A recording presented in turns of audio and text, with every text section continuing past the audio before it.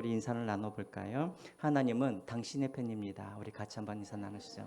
하나님은 당신의 편입니다. 네. 하나님은 당신의 편이에요. 내 편은 아니신가요? 사실 오늘은 이 순서상으로 보면은 이사야를 우리가 설교를 해야 되는데 제 생각이 틀렸어요. 저기 추석이니까 한 몇 분 참석하지 않았겠다 해서 제가 오늘은 다른 설교를 준비했어요. 시편을. 이렇게 많이 올 줄 알았으면 그냥 순서대로 이사야로 가는 건데 예, 시편 오늘 그냥 이렇게 쉬어가는 그런 의미에서 우리가 시편 말씀을 준비했는데요. 제가 전에 교회에서 청년부를 담당할 때 청년부들이 자주자주 하는 질문이 있었어요. 그게 뭐였냐면 목사님 꼭 결혼해야 되는 거예요? 그래요. 목사님 결혼하면 뭐가 좋아요? 라고 물어봐요. 여러분 결혼하면 뭐가 좋아요? 안 좋으세요? 한 가지만. 자, 우리 성가대 결혼하면 뭐가 좋아요? 청년들한테 말해줘야 될 거 아니에요. 결혼하면 뭐가 좋아요? 아이고 좋은 것이 없었더라 이러면 안 되는데 그래요. 이쁜 새끼를 낳을 수 있어요? 예, 예쁜 새끼를 낳을 수 있어요. 어, 예. 떠요. 기쁨이 2배가 돼요. 그래요. 예. 네? 슬픔은 반이 되고 그렇죠. 예. 제가 그럴 때마다 우리 청년들에게 항상 해주는 말이 있어요. 결혼하면 좋은 게 참 많은데 가장 좋은 건 내 편이 생기는 거야 라고 말을 해요. 내 편이 생기는 거라고.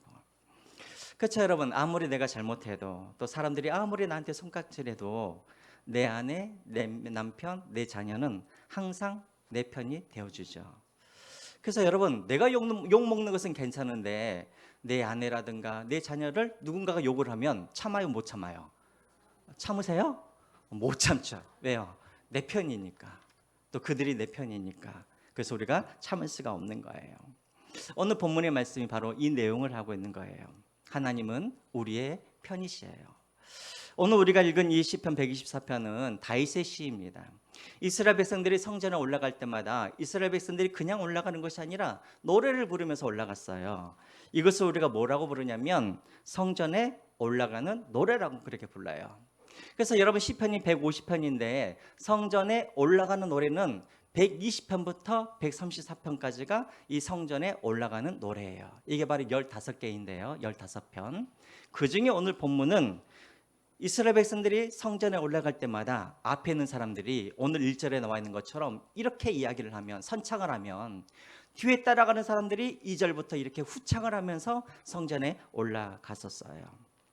자, 그래서 오늘 이 본문을 통하여서 왜 이스라엘 백성들이 이렇게 하나님을 찬양했는지, 특별히 다윗이 왜 하나님을 이렇게 성전에 올라갈 때마다 하나님께 이렇게 찬양을 했는지 오늘 우리가 그 이유를 함께 알아봤으면 좋겠습니다. 그래서 우리도 늘 교회 올 때마다 우리가 오늘 이 본문의 말씀처럼 그렇게 찬양하는 이유를 분명히 알고 하나님께 찬양하고 예배할 수 있는 저와 여러분들이 되시기를 주님의 이름으로 부탁드립니다.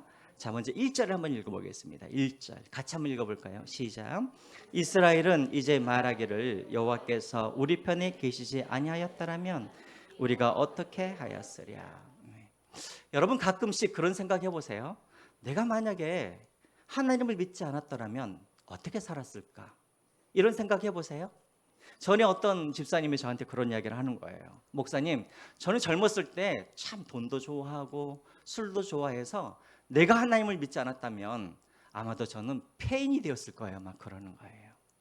여러분 어때요? 여러분들은 하나님을 믿지 않았다면 여러분은 어떤 삶을 살았을 것 같으세요? 한번 생각해 보세요. 생각해 보면 참 하나님 믿기 잘했다. 하나님 믿기 참 다행이다. 이런 생각이 들지 않으세요? 다윗의 고백이 지금 이거예요. 하나님이 내 편이 되어주시지 아니하셨다면 내가 어떻게 되었을까? 큰일 날 뻔했구나 라고 이렇게 지금 고백하고 있는 거예요. 자, 그러면 2절부터 5절까지 하나님이 내 편이 되어주셔서 내게 어떤 일들이 일어나게 되었는지 2절부터 5절까지 이제 다윗이 또 노래를 하고 있습니다. 자, 2절부터 5절까지 우리 같이 한번 또 읽어보겠습니다. 시작. 사람들이 우리를 치러 일어날 때 여호와께서 우리 편에 계시지 아니하셨더라면 그때 그들의 노여움이 우리에게 맹렬하게 우리를 산채로 그때 물이 우리를 휩쓸며 시내가 우리 영혼을 삼켰을 것이며 그때 넘치는 물이 우리 영혼을 삼켰을 것이라 할 것이라. 자, 여러분 2절부터 5절까지 읽으셨죠? 생각하시면서 읽으셨어요? 자, 2절부터 5절까지 읽으시면 어떤 사건이 여러분들에게 연상이 되세요? 적들이 일어나서 나를 삼키려고 하고 물이 휩쓸려서 시내가 우리 영혼을 삼키려고 했었습니다. 어떤 사건이 생각나세요? 네? 사울? 또 홍해, 그쵸? 홍해 사건이 생각이 나죠. 이스라엘 백성들이 애굽에서 탈출하자마자 구름 기둥이 이스라엘 백성들을 인도했잖아요. 그런데 광야로 나가려고 하는데 나가자마자 이들이 만난 게 뭐였냐면 홍해를 만나게 된 거예요. 지금 뒤에는 누가 쫓아오고 있어요? 애굽 군대. 이 애굽 군대는 그냥 군대가 아니에요. 자기의 큰아들을, 장자를 잃어버려서 지금 분노에 찬 애굽 군대가 지금 쫓아오고 있는 거예요. 앞에는 뭐가 있어요? 홍해 바다가 있어요. 그럼 이스라엘 백성들에게는 딱 두 가지 중에 하나만 선택해야 돼요. 뒤돌아가서 애굽 군대의 칼에 맞아 죽던가, 아니면 어떻게 홍해 바다로 뛰어들어가서 다 어떻게 하던가 죽던가, 둘 중에 하나를 선택해야 되는 거예요. 그런데 그럴 때에 하나님께서 어떻게 해주셨다라는 거예요. 우리 편이 되어주셔서 하나님이 동풍을 일으키셔서 바다를 두 쪽으로 나누게 하셔서 무려 200만이나 되는 이스라엘 민족이 마치 마른 땅을 건너가는 것처럼 바다 밑을 그렇게 건너가게 하셨습니다. 그래서 우리를 구원하여 주셨습니다. 만약에 하나님이 우리의 편이 되어주시지 않았다면 우리는 애굽의 칼에 죽었거나 아니면 물에 빠져서 우리 모든 민족이 다 수장되어서 오늘날 이스라엘 백성들이 없었을 것입니다. 지금 다윗이 그렇게 이야기를 하고 있는 거예요. 하나님이 우리 편이 되어주지 않았다면 우리는 지금 이미 적들에 의해서 아니면 물에 의하여서 삼킴받아요. 이 민족은 사라지고 없었을 거라는 거예요. 출애굽 때만 그런 게 아니었죠. 여러분 다윗이 왕이 될 때도 마찬가지였어요. 여러분 이스라엘이 땅덩어리가 얼마나 되는 것 같으세요? 땅덩어리가 얼마나 될까요? 예, 그래요. 강원도 정도밖에 안 돼요. 강원도 정도. 땅덩어리는 강원도 정도밖에 안 되는데 이스라엘의 북쪽에는 누가 살고 있었냐면 아람이 살고 있었어요. 이스라엘의 서쪽에는 누가 살고 있었어요? 블레셋이 살고 있었어요. 이스라엘의 남쪽에는 누가 살고 있었어요? 애굽이. 이스라엘의 동쪽에는 누가 있었어요? 모압과 암몬이 있었어요. 우리나라랑 비슷해요. 우리나라도 땅덩어리는 작은데 뭐 러시아, 중국, 일본에 이렇게 포위되어 있는 것처럼 이스라엘도 강대국에 그렇게 포위되어 있었다라는 거예요. 그런데 여러분 다윗 때를 한번 보세요. 다윗 때 보면은 이스라엘 역사상 가장 큰 땅을 다윗 때에 차지하게 되어지죠. 이전에는 이스라엘 백성들이 주변 나라에 조공을 바치는 그런 나라였는데 다윗 때부터 어떻게 해요? 다른 나라로부터 뭘 받아요? 조공을 받는 나라가 되었던 것이죠. 어떻게 이것이 가능해요?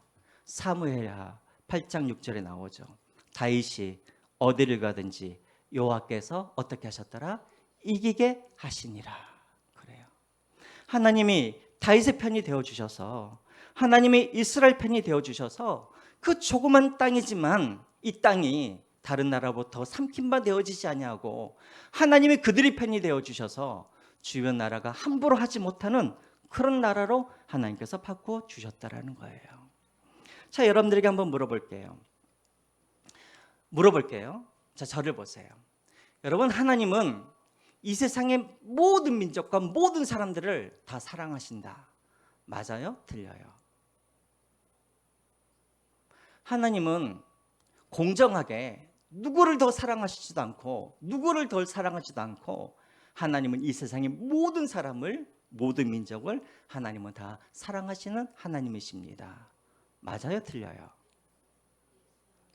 맞는 것 같기도 하고 틀린 것 같기도 하고. 여러분 성경을 한번 보세요. 하나님이 한 번이라도 아말렉 민족을 향하여서 야, 너희들이 만약에 회개를 하고 나에게 용서를 비우면 내가 너희들을 나의 백성으로 삼겠다. 아니면 내가 너희들을 용서해 주겠다. 사랑하겠다. 한 번이라도 하나님께서 아말렉 민족에게 말씀하신 적이 있어요, 없어요? 없어요. 여러분, 우리가 생각했을 때는 하나님은 편파적이지 않은 것처럼 보여지지만 성경을 보면은요, 하나님은 어떤 하나님이냐면 편을 나누세요. 그리고 하나님은 편파적인 하나님이세요. 어떻게 그것을 알 수 있어요? 로마서 9장에 보시면 이런 말씀이 있죠. 하나님은 야곱을 사랑하시고 누구는, 에서는 뭐예요? 미워하였다라고 나와 있죠. 그러니까 우리가 보기에는 하나님은 참 공정하신 하나님이라고 생각하지만 성경을 잘 읽어보면 하나님은 대단히 편파적인 하나님이신 것 같아요.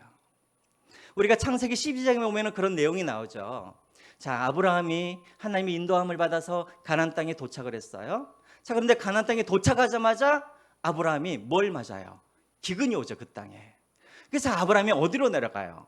애굽으로 내려가죠. 자, 애굽으로 내려가는데 당시 75세가 되었던 이 사라, 내 부인이 너무나 예뻐서 혹여라도 이 사라를, 내 부인을 빼앗아가기 위하여서 나를 죽이지 않을까 해서 애굽에 내려갈 때 애굽 사람들에게 사라를 뭐라고 소개를 해요?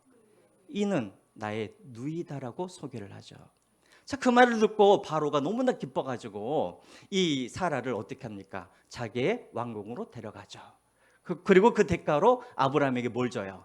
각축과 노비와 양식을 다 주지 않습니까? 자, 그런데 그날 밤에 바로가 사라를 취하려고 할 때 하나님께서 어떻게 하세요? 바로에게, 그리고 그 집안에게 이미 재앙을 내려버리셨어요. 재앙을 내리셨어요. 그러니까 바로가 깜짝 놀래가지고 아브라함을 책망하게 되어주죠. 왜 너가 나에게 거짓말을 했냐고.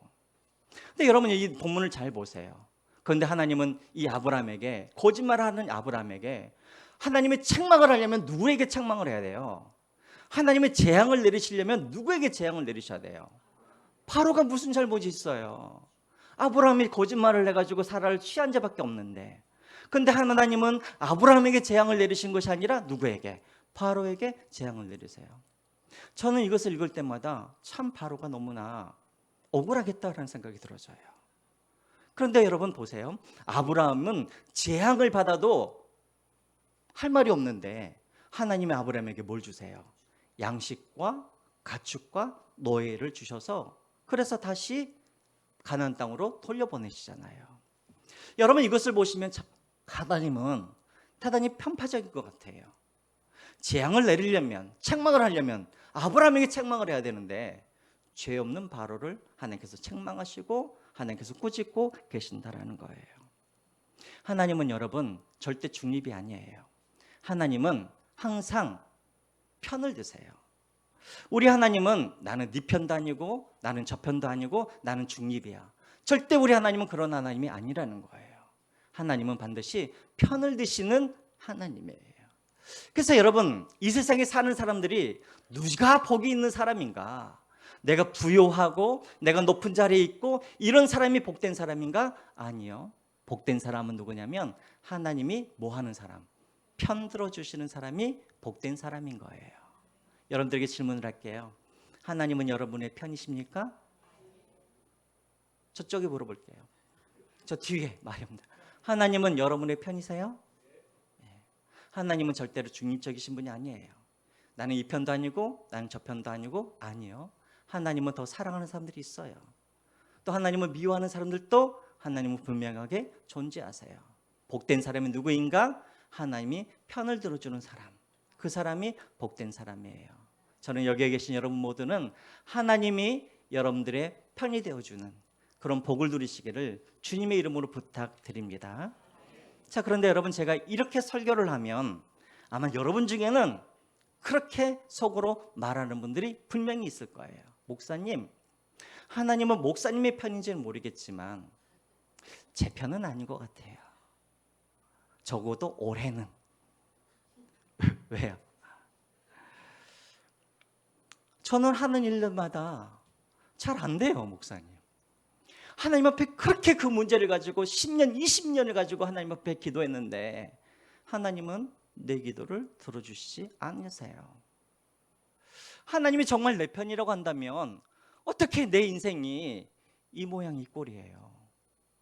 하나님은 장로님이 하나님인 것 같고 목사님이 하나님인 것 같고 하나님은 다른 사람들이 하나님인 것 같지만 하나님은 내 편은 아니신 것 같아요. 이렇게 고백하는 분들이 있을 거예요.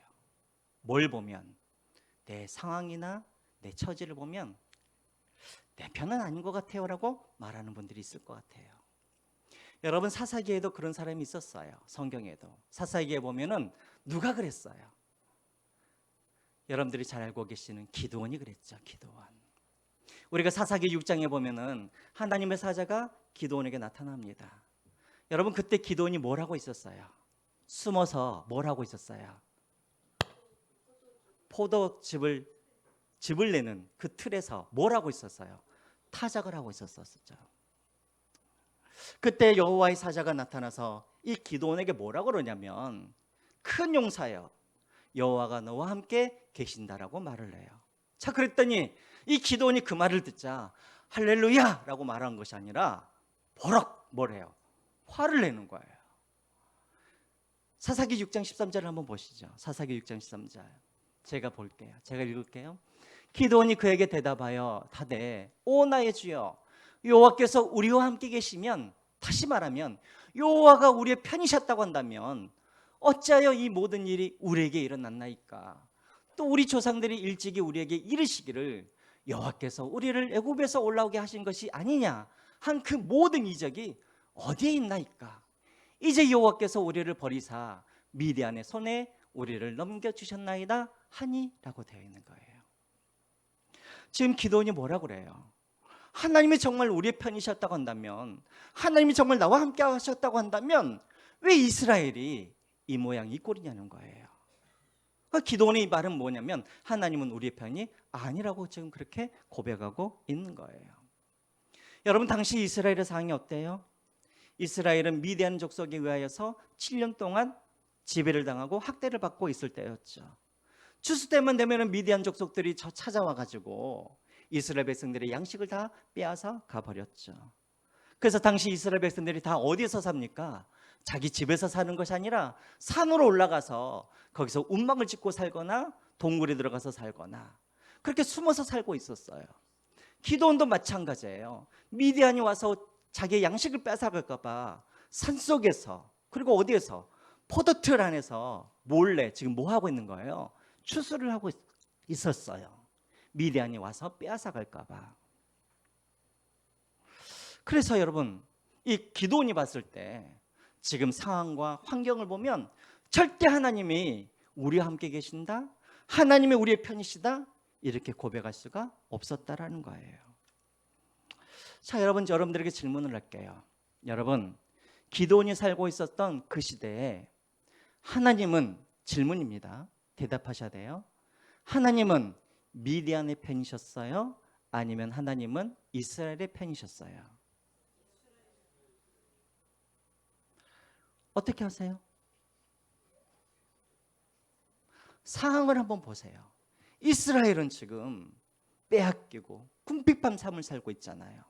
당하고 살고 있잖아요. 미디안은요, 강하잖아요. 뺏고 있잖아요. 부유한 삶을 살고 있잖아요.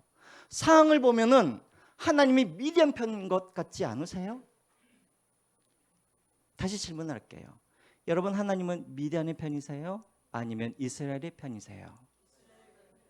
어떻게 하시냐고요? 어떻게 하세요? 그 이후에 싸움을 하는 거 보면 알 수 있을까요? 그 이후에 기드온과 300용사가 미디안 군사들 13만 5천 명과 싸우게 되어지죠. 자, 그런데 누가 이기게 됩니까? 300명이 된 기드온의 용사들이 미디안을 이기게 되어지죠. 자, 그래서 이걸 보면은 하나님이 이스라엘 편이었구나, 그렇게 알 수가 있는 건가요? 그럼 만약에 싸움에서 졌으면 하나님은 이스라엘 편이 아니세요? 그럼 더 쉽게 질문을 할게요. 여러분, 사울과 다윗이 있어요. 다윗은 사울에 의해서 15년 동안 그렇게 쫓겨다녔어요. 사울은 좋은 궁에서 부유하게 편안하게 살고 있었어요.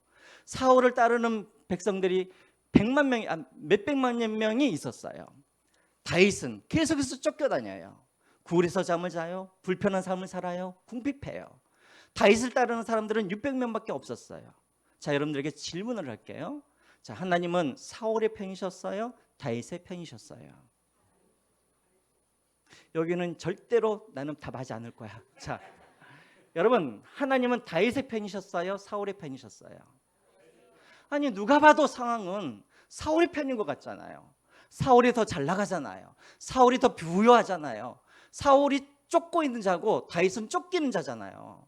그러면 상황과 환경을 보면 하나님은 사울의 편인 것 같지만 하나님은 결국 누구의 편이에요?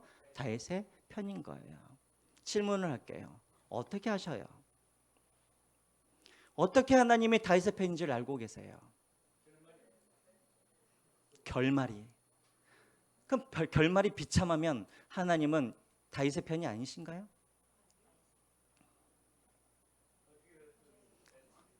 어떻게 됐든지 다윗의 편이에요. 그래요. 맞아요. 어떻게 됐든지. 맞아요.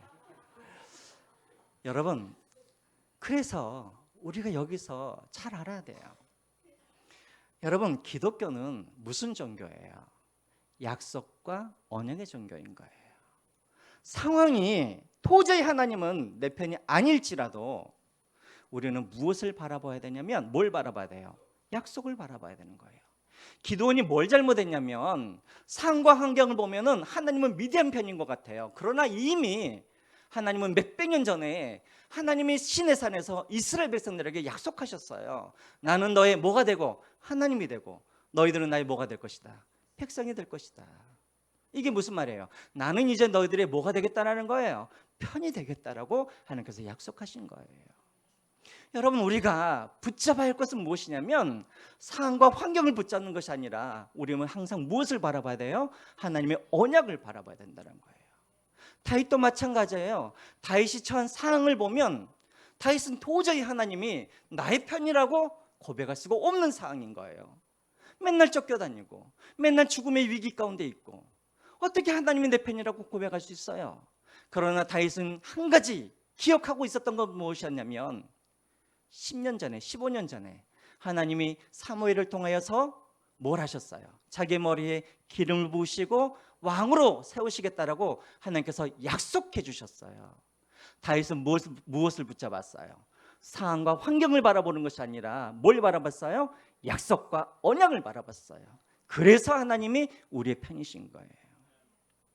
여러분, 기독교는 그래서 기독교는 상황과 환경을 바라보면서 하나님을 따라가는 종교가 아니라 하나님이 무엇을 바라보면서 약속과 언약을 붙잡고 하나님을 끝까지 따라가는 사람들이 누구예요?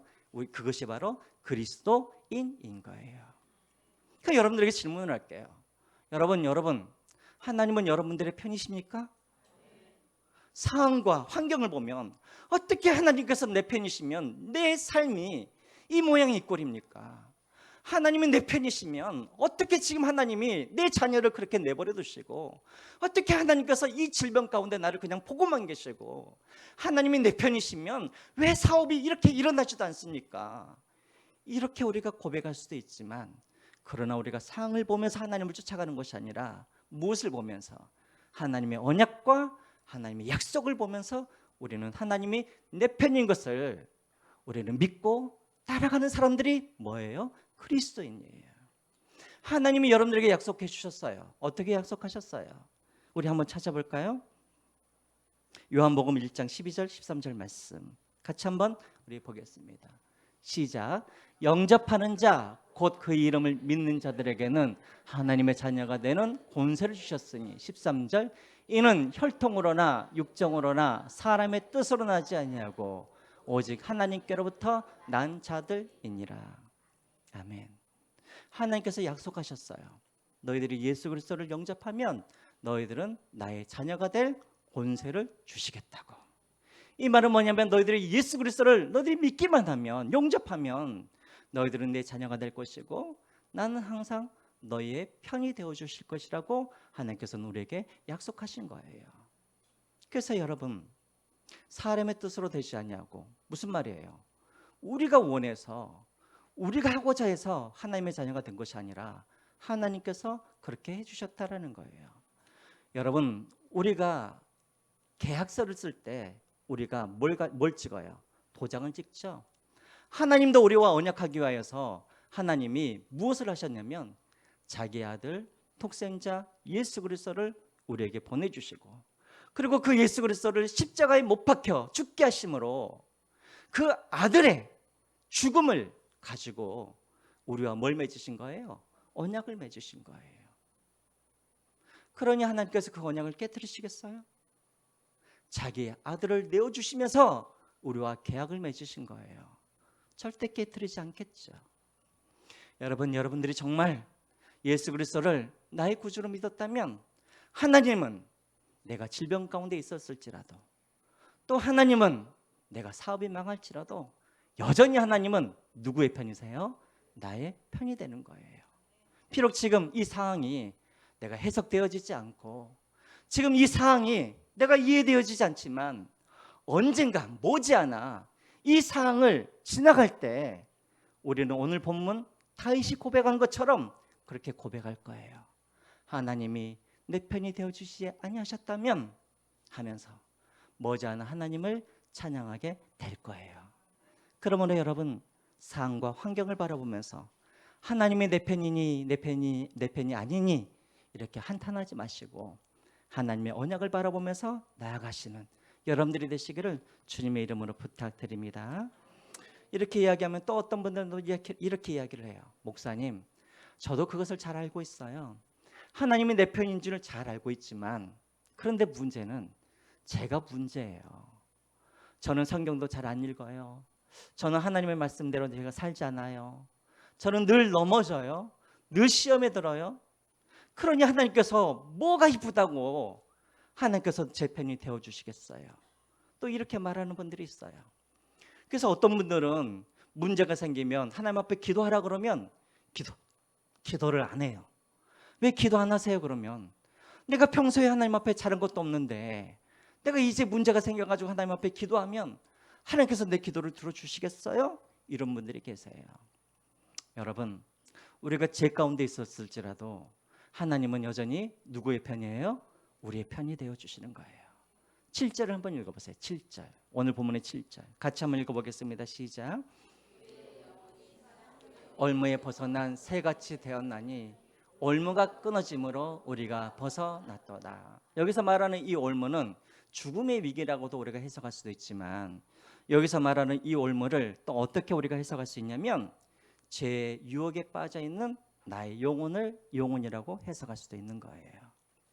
다시 말하면 이 7절을 어떻게 해석할 수도 있냐면 이렇게 해석할 수도 있어요. 하나님은 내가 하나님 앞에 정직하게 내가 살고 하나님의 말씀대로 내가 살 때에도 하나님은 나의 편이셨지만, 하나님은 내가 죄로 말미암아 넘어지는 그 순간에도 하나님은 여전히 뭐였다는 거예요? 나의 편이셨다라는 거예요. 여러분, 다윗이 자신의 일생 가운데 지우고 싶은 그런 오점이 하나가 있었었죠. 어떤 사건이에요? 밧세바의 사건이죠. 그렇죠? 어느 날 밧세바의 목욕하는 모습을 보면서 그 여인을 취하게 되어지죠. 알고 봤더니 자기의 신하 우리아의 부인이었어요. 그러면 멈춰야 되잖아요. 그런데 죄를 범하죠. 그리고 뒤늦게서야 밧세바가 임신을 했다는 것을 알게 되어져요. 그래서 이것을 은폐하기 위하여서 다윗이 어떻게 합니까? 우리아를 죽여버리죠. 그리고 기다렸다는 듯이 또 밧세바를 궁전으로 불러들여요. 그리고 나서 아무 일이 없다는 듯이 1년 동안 다윗은 일상적인 그런 삶을 살아가게 되어져요. 여러분, 이 다윗은 죽어 마땅하죠. 하나님이 하나님께서 버리신다 해도 아무런 할 말이 없는 사람이에요. 그런데 1년 후에 하나님이 다윗에게 누구를 보내세요? 나단 선지자를 보내시죠. 그리고 다윗에게 회개할 기회를 주세요. 그리고 다윗은 나단 선지자의 그 말을 듣고 하나님 앞에 회개를 하고 다시 하나님께로 나오게 되어지죠. 여러분, 그래요. 하나님은 우리가 정직하게 잘 살았을 때도 우리의 편이시지만, 그러나 하나님은 우리의 연약함을 알고 계세요. 우리가 비록 넘어지고 내가 하나님의 말씀대로 살려고 하지만, 그러나 죄의 유혹에 빠져서 내가 죄 가운데 있었을 때에도 하나님은 여전히 누구의 편이에요? 우리의 편이라는 거예요. 이 말은 여러분들이 죄를 지어도 안심하십시오, 안심하고 죄를 지으십시오, 이 말이 아니에요. 왜 하나님은 우리가 죄를 지었을 때에도 우리 편이실까요? 왜 그래요? 질문이에요. 왜 하나님은 우리가 죄를 지었어도 여전히 우리 편이실까요? 세상 사람들이 들으면 뭐 저런 하나님이 다 있어 그럴 거예요. 긍휼의 하나님이시니까? 네, 맞아요. 예? 내 자녀니까? 네, 맞아요. 또요. 그쵸? 하나님이 우리를 부르셨을 때, 자녀 삼으셨을 때 하나님이 우리의 조건을 보셨어요? 우리의 행위를 보셨어요? 로마서 5장 8절 말씀을 한번 보시죠. 로마서 5장 8절 말씀 시작. 우리가 아직 죄인 되었을 때 그리스도께서 우리를 위하여 죽으심으로 하나님께서 우리에게 대한 자기의 사랑을 확정하셨느니라. 우리가 아직 죄인 되었을 때 하나님이 내가 네 편이 되어줄게 했던 그때는 언제였냐면 내가 아직 연약할 때, 죄인 되었을 때, 하나님의 원수가 되어졌을 때, 다시 말하면 하나님의 내 편이 되어주실 그런 자격이 안 되었음에도 불구하고 하나님은 그때 내가 너의 편이 되어줄게, 하나님께서 이렇게 해주신 거예요. 다시 말하면 하나님이 내가 네 편이 되어줄 거야, 여기에는 뭐가 없냐면 자격이나 조건을 따지지 않는다라는 거예요. 여러분, 그래서 우리가 그것을 기억해야 돼요. 만약에 이 구원이 내가 원했고 그래서 내 노력과 나의 수고와 내가 어떤 자격이 있어서 이룬 그런 구원이라고 한다면, 다시 말하면 내가 시작한 구원이라고 한다면 내가 죄를 지었을 때 하나님은 내 편이 되어줄 수가 없을 거예요. 그러나 이 구원은 누구로부터 시작된 거예요? 나로부터 시작된 것이 아니라 하나님으로부터 시작된 거예요. 그래서 이 구원은 절대 실패할 수가 없는 거예요. 비록 내가 죄로 말미암아 넘어졌을 때도 이것은 하나님께서 시작한 구원이시고, 하나님이 너는 내 편이라고, 내가 네 편이라고 하나님께서 먼저 시작한 일이시기 때문에 절대 이 일에는 실패가 있어요, 없어요? 실패할 수가 없는 거예요. 그래서 여러분 요한일서 4장 18절과 9절을 한번 보세요. 18절과 19절 말씀. 18절 말씀 없나요? 18절 말씀 제가 읽을게요. 사랑 안에 두려움이 없고 온전한 사랑의 두려움을 내쫓나니 두려움에는 형벌이 있음이라. 두려워하는 자는 사랑 안에서 온전히 이루지 못하였느니라. 19절 같이 읽겠습니다. 시작. 우리가 사랑하면 그가 먼저 우리를 사랑하셨음이니라. 아멘. 이 구원은 우리가 시작하였다면, 죄를 지으면 하나님은 우리 편이 아니 되어 주셨을 거예요. 그러나 하나님께서 시작한 구원이시기 때문에 하나님이 먼저 우리를 찾아와 주셔서 내가 네 편이 되어 주시겠다고 하셨기 때문에 우리가 어떤 상황이 있든지 하나님은 우리를 포기하지 아니하시고 여전히 우리의 하나님이시고 여전히 내 편이 되어 주시는 거예요.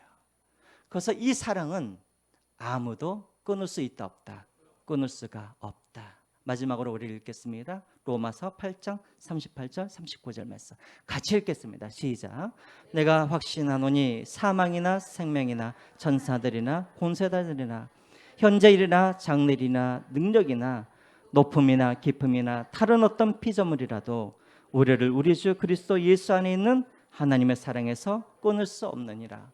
이 말이 무슨 말이에요? 하나님의 사랑에서 끊을 수 없느니라. 이 말은 어떤 것들도 하나님이 우리의 편이 되어주신다는 이 사실을 바꿀 수가 있다 없다? 바꿀 수가 없다라는 거예요. 그래서 여러분 기억하세요. 내가 지금 비록 하나님의 길을 쫓아가지 내가 못하고 내가 넘어지고 지난 일주일도 내가 돌아보면 하나님께서 내 편이 되어주실 만한 그런 아무런 그런 조건이나 선함이 없었을지라도 하나님은 여전히 우리의 편이 되어주시고 하나님은 여전히 나의 편이 되어주신다라는 거예요. 여러분 이 약속과 이것을 믿으시고 믿음으로 끝까지 하나님도 내 편이 되어주셨던 것처럼 나도 하나님 편이 되어서 그렇게 하나님과 끝까지 동행하는 저와 여러분들이 되시기를 주님의 이름으로 부탁드립니다. 아멘.